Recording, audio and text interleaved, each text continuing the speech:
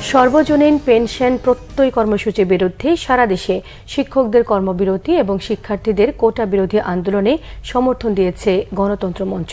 মঞ্চের নেতার অভিযোগ করেছেন, সরকার গুন্ডা বাহিনী হেলমেট বাহিনী দিয়ে হলে হলে পাহারাদার বসিয়েছে এবং দমন পীড়ন করতে চাচ্ছে। দুপুরে জাতীয় প্রেস ক্লাবের সামনে এক সমাবেশে গণতন্ত্র মঞ্চের নেতারা এসব কথা বলেন। প্রধানমন্ত্রী ভারত সফরে দেশবিরোধী সমঝোতার স্মারক সইয়ের প্রতিবাদে এই সমাবেশের আয়োজন করা হয়।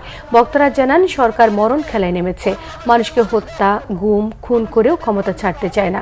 শিক্ষক ছাত্রদের আন্দোলনে বিরোধী দল কোনো ষড়যন্ত্র করছে না দাবি করে বক্তারা জানান, আন্দোলনে তাদের সমর্থন রয়েছে। জনগণের প্রতিটি আন্দোলনে পাশে থাকার ঘোষণা দেন তারা। অবিলম্বে সরকারের পদত্যাগ দাবি করেছেন বিরোধী নেতারা। সমাবেশের আগে বিক্ষোভ মিছিল করে নেতাকর্মীরা।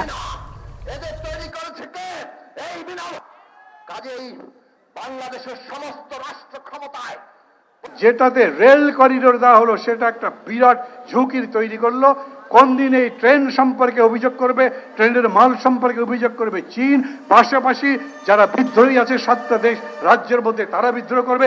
কোনদিন যদি বাংলাদেশের মধ্যে এই ব্যাপারে একটা হট্টগোল তৈরি হয়, আমাদের নিজেদের সিকিউরিটি আরো বেশি বিভ্রান্ত হবে, আরো বেশি কষ্টের মধ্যে পড়বে। জেনারেল আজিজ, বেনজির, মতিউর, এই সমস্ত রাষ্ট্রের কর্তা ব্যক্তিরা যারা এই শেখ হাসিনা সরকারকে বিনা ভোটে ক্ষমতায় রেখেছে, তাদেরকে অবাধে লুটপাট করার সুযোগ তারা দিয়েছেন।